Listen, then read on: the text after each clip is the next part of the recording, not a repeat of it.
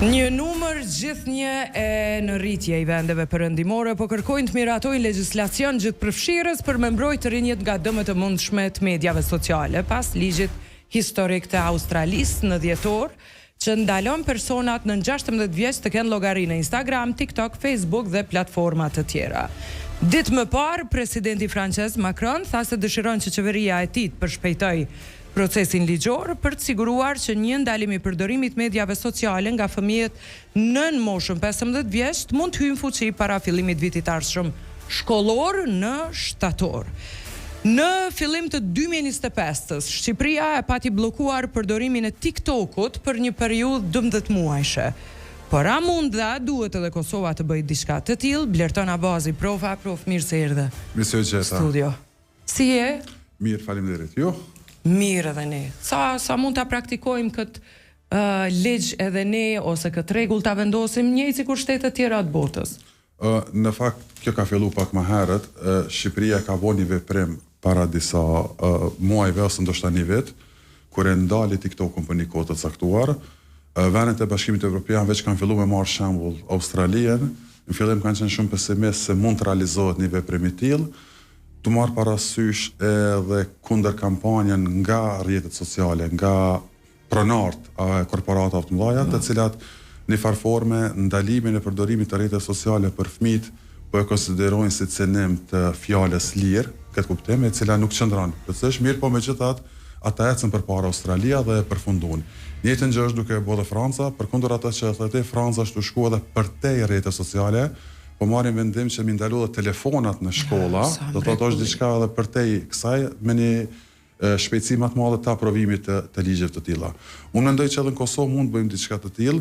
Çështja është rajoni Ballkanit Perëndimor, Kosova, Shqipëria, Maqedonia dhe të tjerat, kryesisht po bëjmë veprime reaktive. Do thotë kur po ndodhe keqja, pastaj ne po reagojmë. Mirë, pastaj nuk po kemi veprime proaktive përmes të cilave ndoshta mund ta parandalojmë atë të keqen. Unë kam qenë njëtari i ndalimit apo menaxhimit të rrjeteve sociale shumë herët, për shkak se përdorimi i TikTokit, videot të cilat po shfaqen në ato rrjete sociale dhe sidomos në TikTok, nuk po janë vetëm që po e cenojnë, po e bullizojnë apo po e traumatizojnë një të ri, mirë po ka edhe raste kur po dëmtohet edhe prona publike. Për shembull, kemi parë shkolla të ndryshme duke i thyr banka, duke i thyr tavolina të ndryshme. Dhe kjo pastaj do thotë po shkakton probleme më të mëdha. Mendoj që një veprim i tillë mund të bëhet.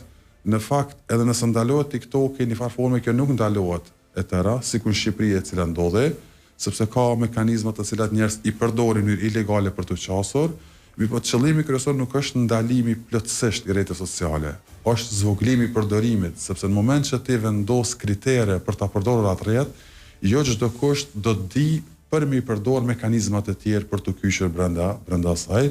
Dhe mendoj që ne është momenti i fundit që ta bëjmë një veprim të tillë për të parandaluar që mos vijë deri më e keq, sikur që ishte rasti tragjik në Shqipëri, raste të ndryshme tragjike të cilat kanë ndodhur në Maqedoni të Veriut, në Maltëzi edhe në vende të ndryshme. Ku një pjesë e tyre edhe ndoshta edhe nuk janë shfaqur publik, që mendoj që është shumë mirë për shkak se vetë e krijon pastaj panikën më të madhe në këto aktivitete.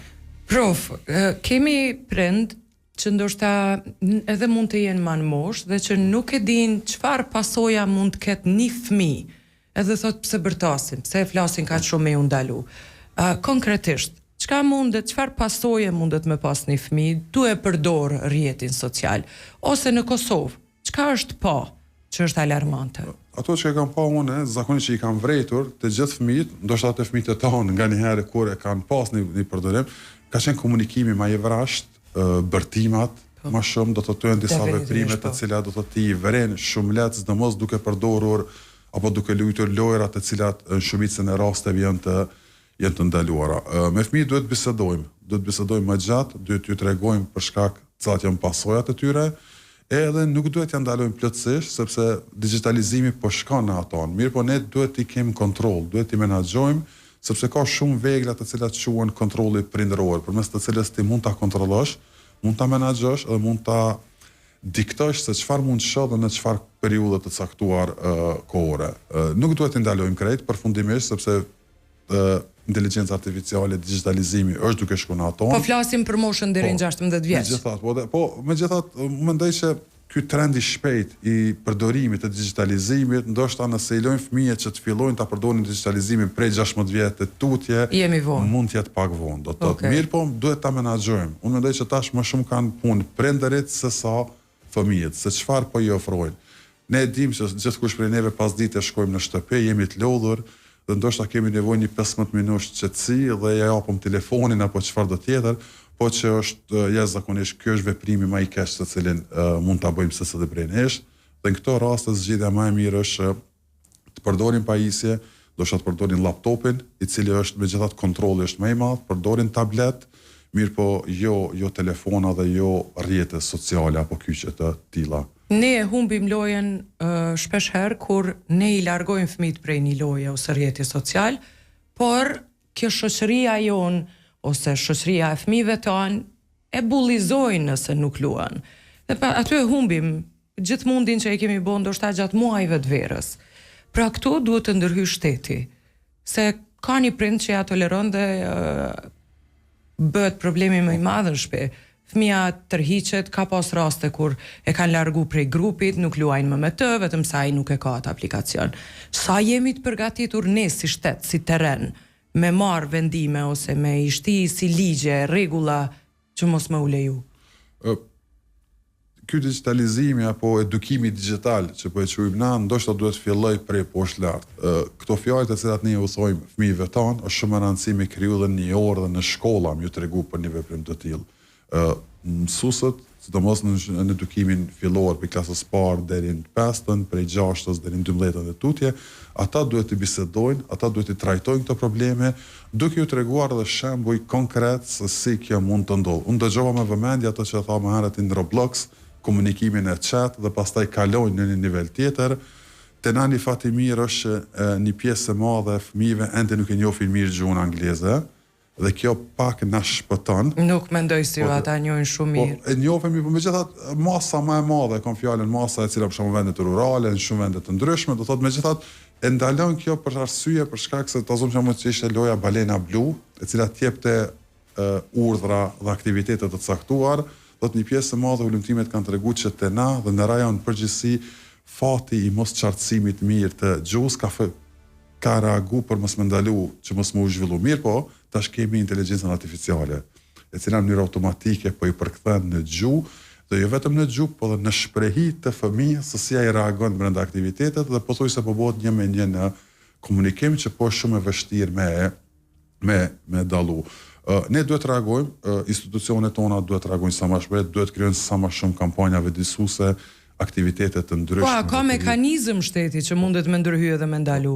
Unë mendoj që një kampanjë vëdësuese, një model të tillë para se ta krijoj ligjin për me ndalu apo për me menaxhu një rrjet social, unë mendoj që nuk janë ndalën në nisë arsimit. Patjetër, absolutisht, por si shtet, a kemi mekanizma që mundemi me ndalu? Po, absolut po. Kemi mekanizma sepse tek e fundit ndalimin e përdorimit të rrjetit sociale pas nën moshën 16 vjeçare nuk është problemi i shtetit. Shteti duhet ta merr vendimin. Pastaj është çështja e Facebookut që ta bëjë ndalimin e tillë. Do thotë që të krijojë politikat, rregullat dhe mekanizmat e verifikimit. Kjo po më intereson, nëse shteti merr vendim, mosha deri 16 s'mundet me hap Facebook.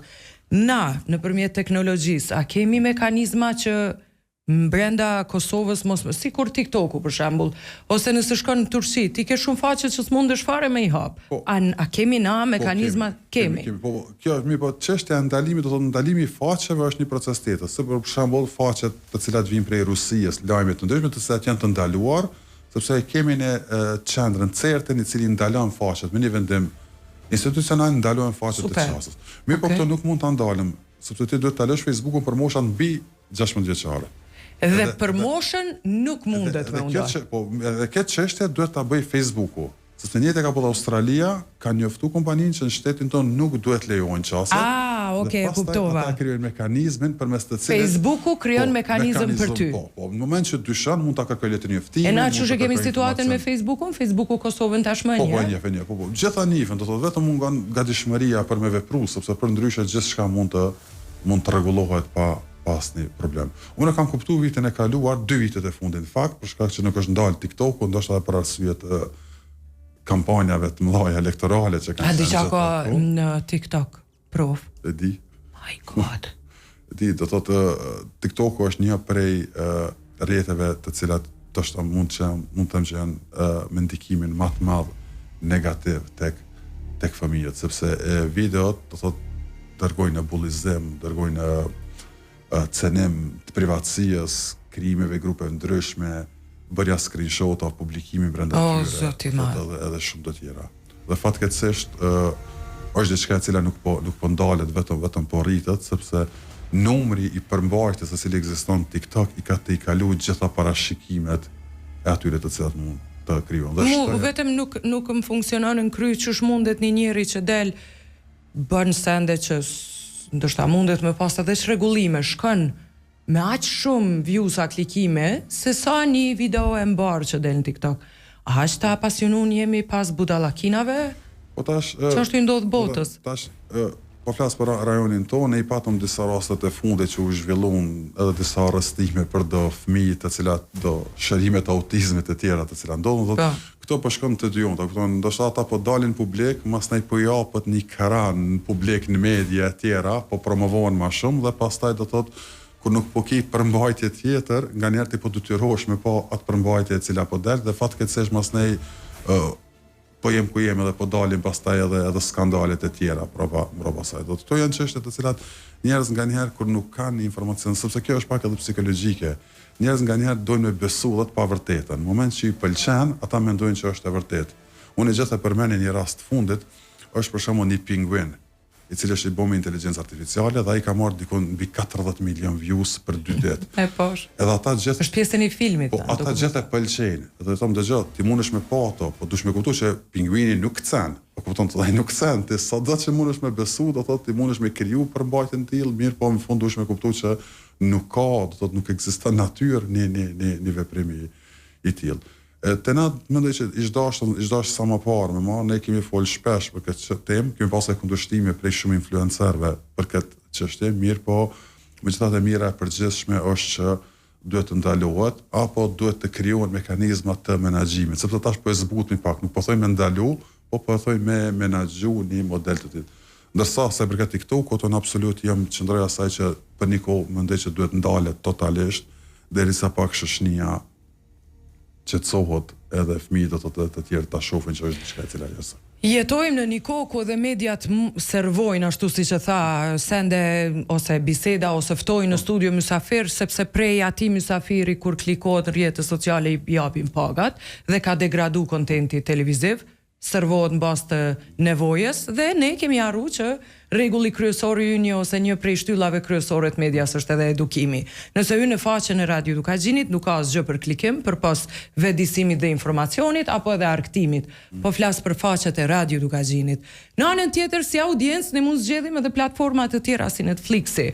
Pra në këtë ditë të tonë dhe kaq të pasigurt si për ne si për fëmijët tanë ose praktika jon, mundsoj fëmijët është të shohim edhe Netflix, se ka opsione të tjera, por shqetësuese shumë videoja e djemve që i shkel një vetur para një shkollës aty dhe largimi i shokëve është shqetësues. Ne kemi kaluar në shumë si për fatësor, kjo që po thume unë nal TikToku për një vit, ndoshta na kish bë pak me u mbush frym. Është moment reflektimi ai. Edhe me reflektu. Do thotë reflekton edhe shef se sa, do të shumë lehtë edhe shumë shpejt ti mundesh me pa ndryshimin tek fëmijët. Ndryshime do thotë tek. Unë për shembull tek fëmijët e mençme, për shembull ata gjatë javës nuk i përdorin telefonat, nuk i përdorin iPad-at, nuk përdorin. Telefona mos kanë fare, as iPad-a, as pajisje digjitale, vetëm gjatë vikendit në periudha të caktuara kohore.